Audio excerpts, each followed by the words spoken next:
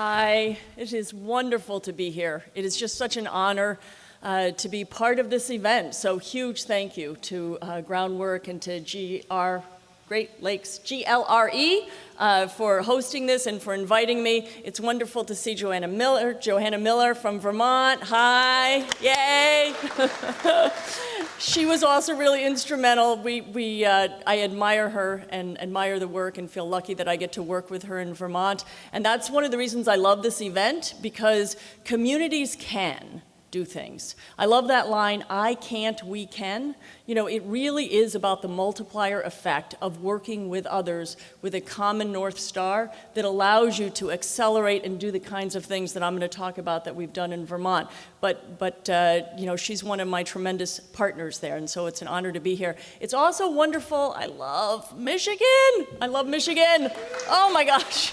It feels so good to be back. I spent my entire life summers coming to Michigan, first the Detroit area, and then when I was in my teens, my family that I was visiting in Detroit had a place up here in the Glen Lakes.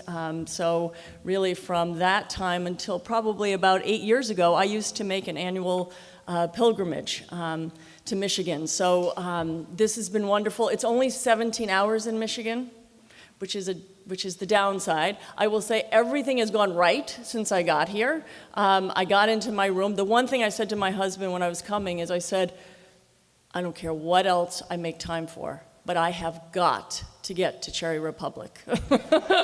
and I got into my room last night and there's a box from Cherry Republic from Groundworks thanking me, so that went well. The only thing that's gone wrong is I am older and I should use glasses when I'm in the bathroom because I apparently put hair conditioner all over my body that I thought was body lotion. So, so if I hug you afterwards and you get a distinct odd smell, it's the body lotion. It's the hair conditioner that's now body lotion. So anyway, but it's wonderful to be here and wonderful to talk about Green Mountain Power and to talk on behalf of the 528 amazing Vermonters that I get to work with every day, because it really is, again, it's like I can't, we can. And a lot of what I'm going to hit actually is a little bit backing up, kind of going back in history a little bit, because I feel like if we hadn't done this incredible work, cultural transformation work within our organization, I can't picture us doing the stuff that we're doing today. I can't picture us doing this innovative work, and it's actually down to $15 a month if you want a Tesla Powerwall in your home. I can't imagine us doing it if it weren't for starting with this cultural transformation, and that is really key to what we've accomplished. And I'm a firm believer, and that's why I believe in community cultures. I don't believe in the utility coming with all the answers. In fact, I can't stand the word utility. I don't call us a utility. I call us an energy transformation company. We're in the business of energy transformation. We're not your grandmother's utility. We don't take a paternalistic approach that we know the best answers for everybody. We really take a we can, I can't approach to what we do. And I firmly believe that community culture starts from within the organization, and that culture eats strategy. So I'm not one on long goals, actually. We're an organization that obsesses around our customers and obsesses around being fast, fun, and effective. And so our cultural transformation really started, you know, many years ago around being an incredibly lean operating, customer-obsessed, fast-moving organization that, again, is obsessed with our customers. So if you remember nothing else from what I said, it is about being customer-obsessed. That led us to become the first, and I will say utility a number of times because that is technically the category we're in, but to be the first utility in the world actually to be certified as a benefit corporation. So we became a benefit corporation, which just drives, you know, but the really cool thing, you guys, is by the time we became a benefit corporation, it wasn't this like, oh my gosh, how are we going to accomplish all these things? We had naturally, culturally grown into being a benefit corporation because we already were focused on the triple bottom line for our customers. We were already focused on communities. We had already launched an incredibly ambitious vision back in 2008 to be low carbon, low cost, and incredibly reliable, and dramatically ramp up renewables. And I'm proud to stand here today and say we're over 60% renewable, and we're 72% carbon free already, today, not planning for the future. And that is, the ability to accomplish that was really because we work in I will say it's awesome working in Vermont. It's a small state, and you actually can get things done. And you can bring a bias for action, which is very hard in this sector and in this space that seems to adore analysis, seems to adore and obsess on long-term, and seems to be a culture of no versus a culture of yes. That was actually one of the biggest things that struck me when I came to this industry and this business was it just felt like every conversation was either I had to hear a story about the 1980s, which I was like, I had bad hair then, I don't care, I don't want to go back, everything was this kind of like nodding and listening about the idea, the hand would reach over, the patting, and then you got the explanation of like, you fall asleep, actually, halfway through the explanation. So a lot of it for us was creating a culture of yes.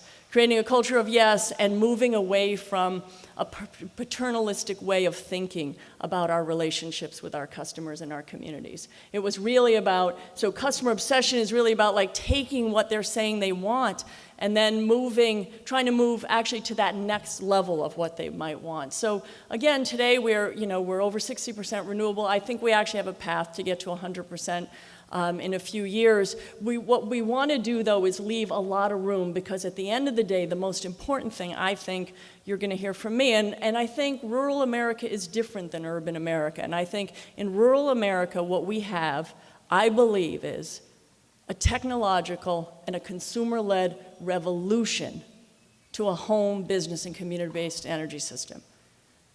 It is happening. It is the smarter energy system. And again, I operate, for 80% of Vermonters, and I've got all that infrastructure to operate. We've got 32 hydro plants, we've got wind farms, we've got some smaller scale solar, because we believe more in smaller scale solar than big, large utility scale, because we believe that that is doubling down on grandma's electric system. And I love my grandma. It's nothing wrong with there's nothing wrong in saying it's grandma's electric system, except for the fact that that system, on a good day, that big bulk power system that we developed over 130 years ago, right, on a good day, is about 40-some-odd% economically efficient. I came to this industry from starting a few businesses. Well, I was an artist originally, and so that explains a lot, but I've started a couple businesses, I worked a lot in finance. For me, the most compelling thing about when I came to this industry was like, oh my gosh, this is just not an efficient way to think about delivering a product. It's just not.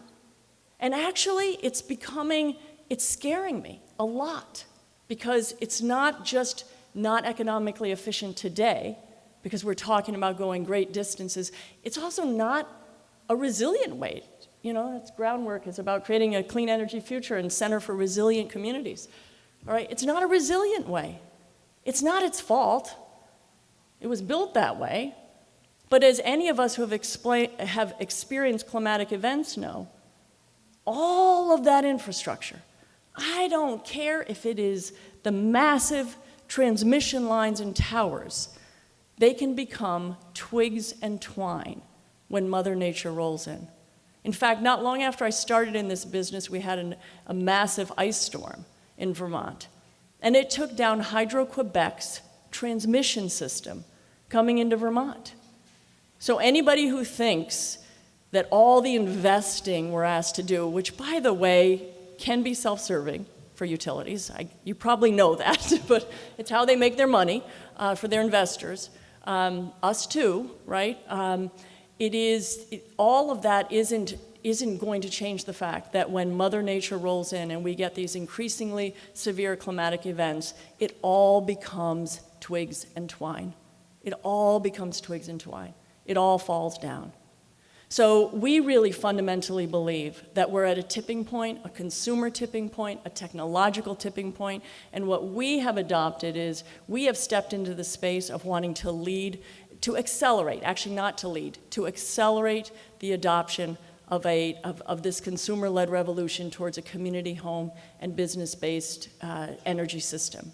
So, and our goal is, for longer term goals, yes, our goal is to have the bulk power system, which I have a 21-year-old daughter and I see it around for probably her whole lifetime. We've got a lot to figure out in this industry because we've got to take care of it, but we can't keep investing in grandma's electric system the way we did last year, which is the US spent more than it's ever spent on transmission last year. We spent over $10 billion on a system that is inherently is not economically efficient, okay? So what is happening? We've got this acceleration of community home and business-based energy systems at the same time that we have doubling down and massive spending going on the bulk power system.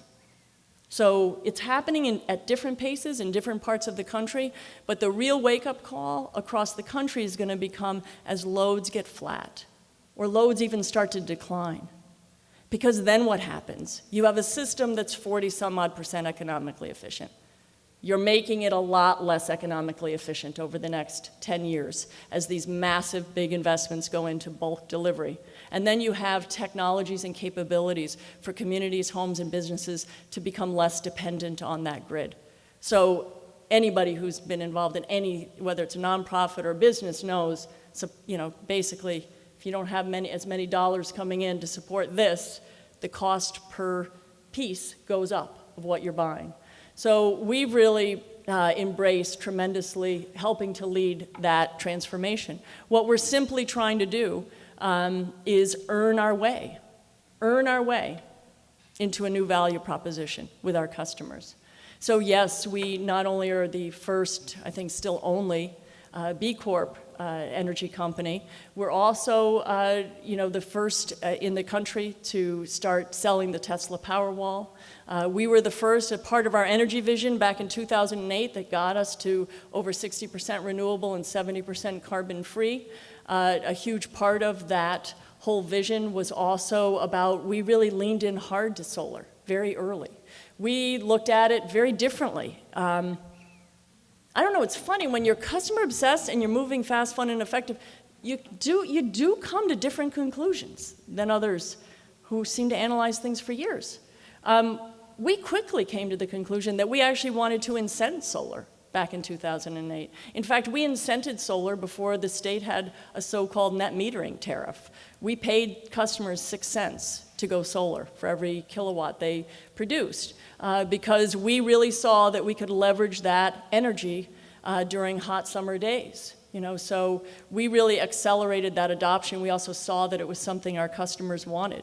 I think that fits with us as consumers. I think consumers want more independence anyway, so we really leaned into that hard. I will also say that we really, in our fast, fun, effective, customer-obsessed focus, we kept saying we can't fall into, I think, again, 1980s, 1990s jargon that you can it'll either be green and high cost or dirty and cheap. We basically said, no, that's not our job. Our job is to figure out how to lean in to ramp up renewables, ramp up local renewables, but to do it in a way that's incredibly cost effective. And I'm proud to stand here and say, in addition to those other things I mentioned to you, we've actually had 3 bill decreases in the last 4 years.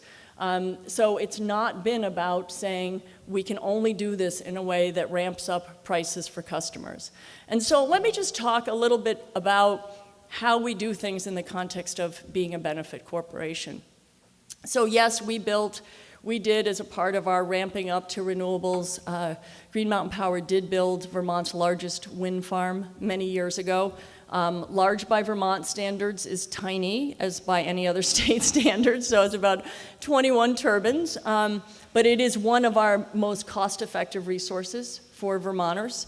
And we also embraced solar, as I mentioned. But in the context of solar, what we did, and a lot of it really ties to being a benefit corporation, is we embarked on an effort to make one of our headquarters, which is in Rutland, Vermont, to become the solar capital of New England. Now, we could have done that, honestly, and by the way, the measure was going to be the amount of solar generation capacity per capita in any city in New England. We could have done that, honestly, just by building one big-ass solar facility and owning it ourselves and getting a good return for our investors. Instead, what we really wanted it to do was to be about community transformation. Rutland is a city that was in need of some love, like a lot of cities, and like a lot of the Northeast.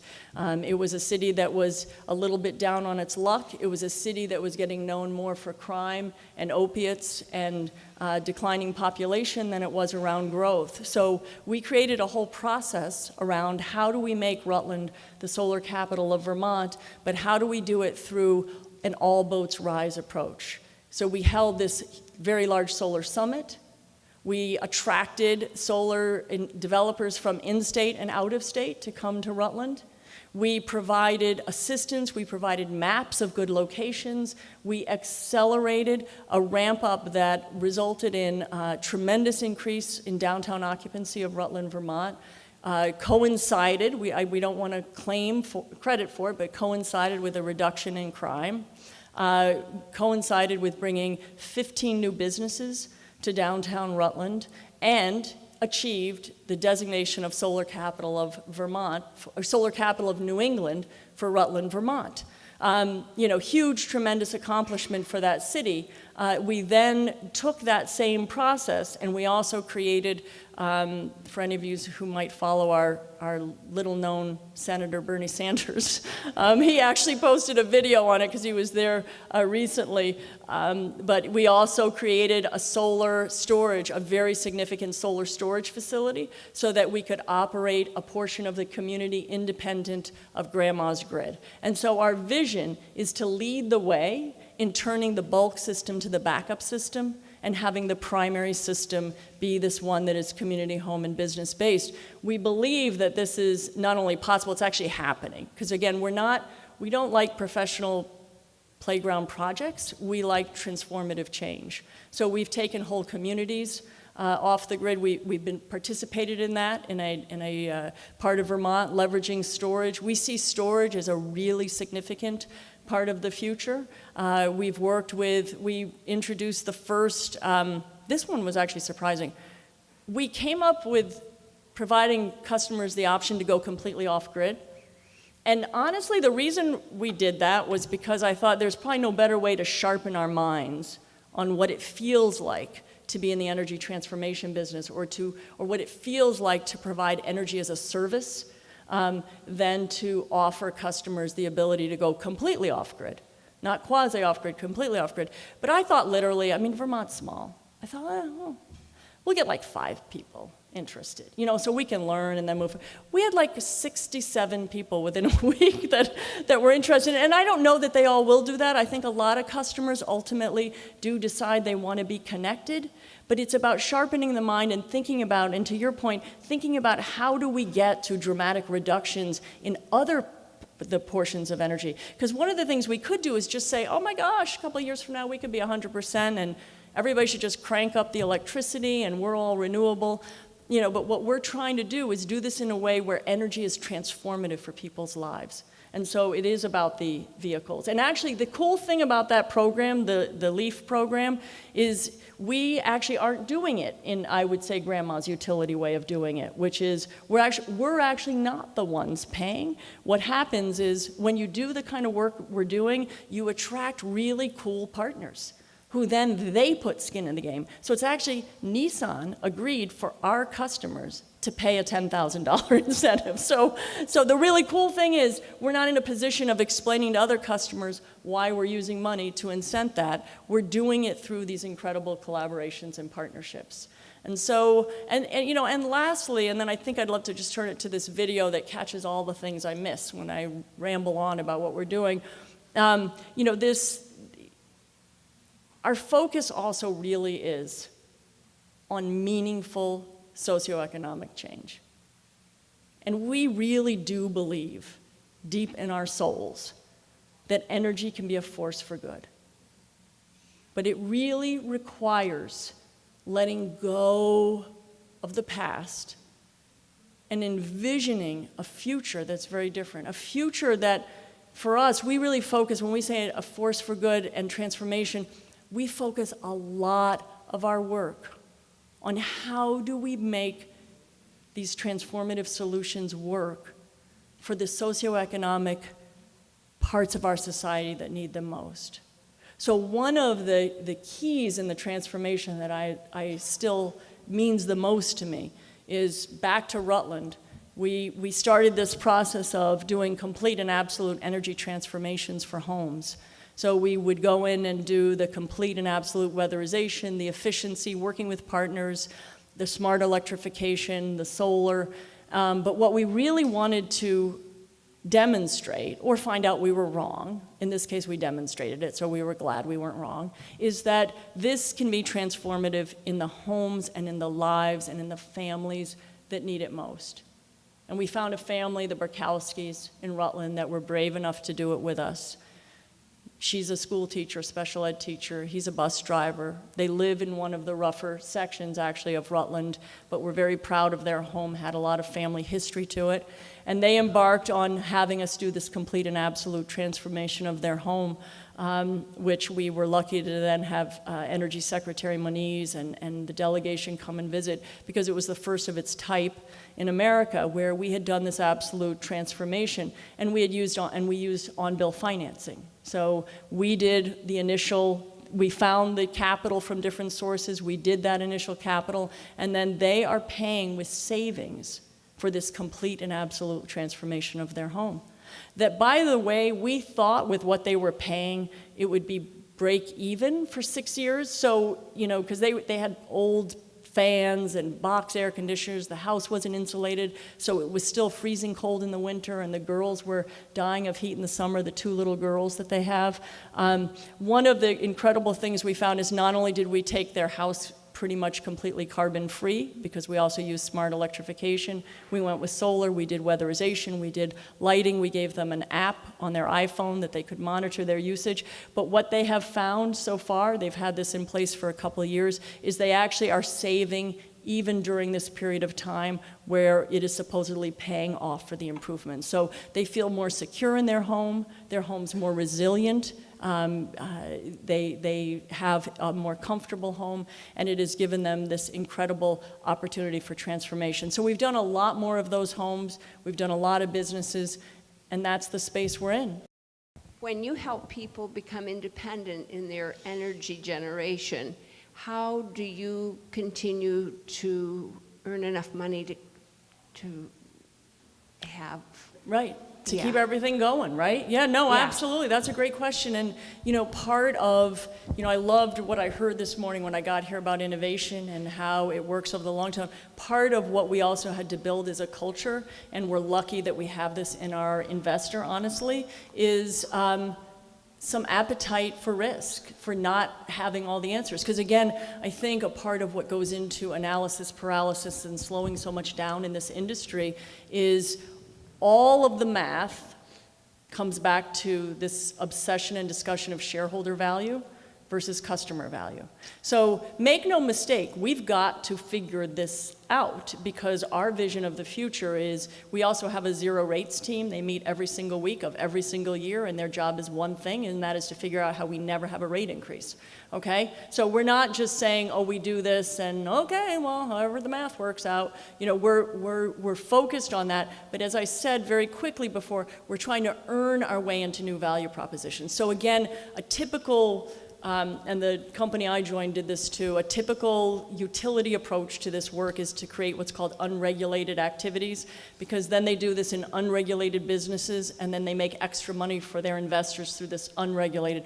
We're doing all of this work within the customer-centric regulated model, because every new dollar of revenue or value that we create goes back into not just to support the work we're doing, but to support the care and feeding of the traditional system that we still will have. You know, our system requires about 100 to 130 million of capital every year just to take care of it, right? So but we're really earning our way, you know, like real businesses do.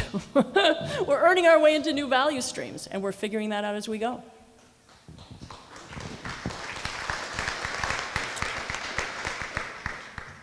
Mary, could you please address how your company utilizes storage? Great, thank you. I'm glad you asked that, because there's so many things I don't get to hit unless you guys want to hear me for hours, which I know you don't. So storage, a huge part of what we're doing is not just becoming a platform and an integrator for others who are independent of us coming and playing in the system, but we are actually, one of the very exciting things with Tesla is they came up with this grid logic software. We're actually one of the first in the country to be figuring out how to integrate and leverage all of these storage assets, whether they're a small power wall in your home or the larger ones that you see that we're doing in Panton and in Rutland, Vermont, so that we're orchestrating storage on a regular basis to maximize the efficiency of grandma's grid. So that is a huge part of the value of storage. It is about having communities, businesses, and homes become more resilient, but if we orchestrate it right, it is also about reducing the cost of the traditional grid services we pay for the benefit of all of our customers. So simply, if you had a power wall in your home and you signed up through our $15 a month program, a part of how we get to that value for you is we leverage your storage asset during hot, horrible days, right? So we dispatch, we charge up your storage asset at 3 in the morning, where you actually are sometimes paid to take money off the grid. And so our goal, our vision on storage is we're about a 760 megawatt peaking facility. 26% of that, by the way, is already being met by solar. But we are, because through our incenting it, as well as great development of it. But with storage, what we're doing is we have a plan over the next 3 to 5 years to flatten our peak by probably 150 megawatts year round, which will shed literally tens and tens of millions of dollars that our customers pay to be part of the ISO New England grid. So, long-winded answer. I hope it was helpful. Yeah. Red shirt. Mary, thanks for being here. At about the time you started paying a premium for solar in Vermont, I got my butt run out of this town for suggesting the same thing. You've learned a lot in the meantime. I've gone away. I've learned a ton. What's to keep Green Mountain from coming back to northern Michigan to really utilize those roots that you claim to have?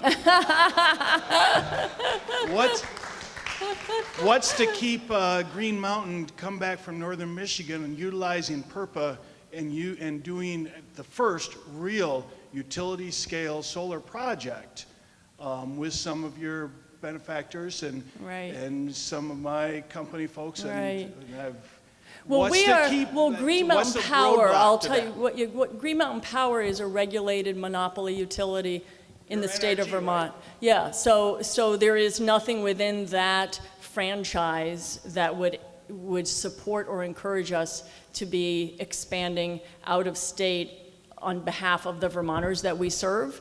You know, I feel like there is a lot that we can do, though, to be catalysts to others in encouraging that type of work, and we certainly do that a lot. But at this point, that's the franchise model that we have. And also, to tell you the honest truth, too, reality is we're freaking busy transforming for Vermont. So actually put all that blah, blah, blah aside. I'm not, you know, part of our culture too is having this laser focus on the customers we serve and not feeling, you know, really being focused on this transformation. And we've got a lot of work to do. Yeah. Blue hat. Great job. Oh. But I'm curious to know how much of your solar is customer owned versus utility owned. And which is more is one or the other significantly more cost effective from your perspective? So good question, and in Vermont, I don't have the percentage off the top of my head, but I will tell you it is that tiny part is utility owned tiny part is utility-owned. And actually, solar jobs, I just came from DC, actually, where I'm the chair of the National Solar Foundation, which is the preeminent voice on solar jobs. You know, Vermont has been one of the leaders in the context of renewable energy jobs and solar job development, which has been super important to us, because again, we're a B Corp. So yes, we look at cost, and yes, that is the argument that I hear utilities make all over the country is, but it's so much cheaper for you if we build it. And there's no doubt that because of the utility model, that's one of the reasons we built our wind project, was because we could deliver wind energy to Vermonters at a much, much lower cost than we could ever PPA it for, right? You know, it's always a balance of that, though, and not allowing ourselves, again, to fall into what I still feel, coming from other industries, is a very paternalistic view of the future. So I think as I said, I feel like our view of the future is about accelerating a consumer-led revolution through technology and innovation to community, home, and business-based energy system. And I think by definition, that is one that is going to be tremendous economically for the state that we operate in, and that will in turn be good for us. So we look at that, we argue, you know, as much as we created the solar tariff, we found ourselves this last year even having to be the voice, I felt like, of reason, because some folks, developers, got used to a very high incentive rate that as the price of solar came down needed to be adjusted. So we will be the voice of our customers and what we think is reasonable policy all the time, but we're balancing it. That's all part of being a B Corp. Thank you. My question has to do with B Corp. So you're a regulated monopoly inside, you have to deal with state government. You also have investors. So the question I have is, B Corp is a model, a catalytic model. So, and how can it be transferred someplace else? We have major utilities here. So my question is, the mechanism and the process that you use to convince the investors in the regulated monopoly that this was a good idea, and then how you manage to get the state to go along with this very radical transformation. It's not a C corporation, it's taking a regulated monopoly and becoming a B Corp. Right. By definition, it's not shareholder-centric. Right. That's my question. How do you manage to pull Yeah, this off? so I think, so first of all, like in the picture that you saw in the video of me holding the little B Corp sign crooked, you know, I was with Ben and Jerry. Like that was Ben and Jerry. And they were one of the founders of the whole notion of B Corp. Ben and Jerry's was a very successful organization. Eileen Fisher is a B Corp. Patagonia is a B Corp, right? So there is nothing about a B Corp that is about saying we're becoming a nonprofit, right? And right, it is actually, I love the way, I wish I could talk about it as eloquently as Ben and Jerry, because it is about using business as a force for good. And one of the things that the B Corp folks will tell you is actually those who embrace this different way of thinking actually usually end up in the long run not doing more good for society, but also doing good. So for us, it really wasn't, there was no arm twisting with our investor, and a part of it was, as I also described, culturally, we had already embarked on it. That culturally, I mean, they've always thought we were a little weird, but we're in Vermont, that helps. I mean, it's, you know, they always, but we seem, because we're customer obsessed and our favorability is at 94%, customer trust in Green Mountain is 93%. I mean, we built all of this on the backbone of doing what I think any regulated monopoly is paid to frickin' do, which is do really well by your customers. So if you do really well by your customers, you stay obsessed with them, they support you, and then you get the regulatory and the political support, because all of those same folks are also supposedly there to serve Vermonters, right? So it's a virtuous cycle. One final question. Okay, great. In the pink. Oh, sorry. Yeah. Yes.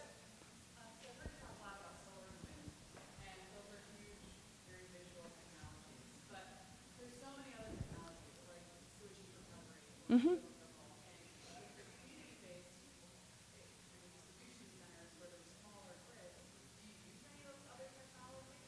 Absolutely. Absolutely. So no, we have all of those going, back to the question about cost. I mean, some of why you don't see some of those accelerating as fast is because the cost for the customers, the cost value proposition isn't as strong. Geothermal, we do have some in Vermont for sure. There's not a technology that we're not trying to partner with or play with, absolutely. And one of the most important parts in my mind about creating, in fact, I just gave this interview yesterday, and I don't know, it's a hard thing, because in this business we are paid to look long-term, but one of the hardest things is you can't sit here today and predict what is going to be the thing you should actually be doing a few years from now. So a big part of our innovative culture is staying, fast, fun, and effective, and adapting to what comes along and is what is market ready. But yeah, we're playing, and we're also doing work in the digester space, because we also see digesters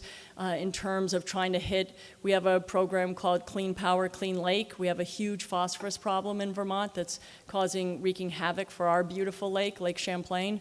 And so we've been very involved in how do we work with partners. We've got a partner, we're about to launch a project where they're using food waste and cow manure to create energy. We're going to create a microgrid. We're going to tie it and orchestrate it with the power walls and the solar in that community. So we're all in on all technologies. Good, and I guess with that we're done. Thank you.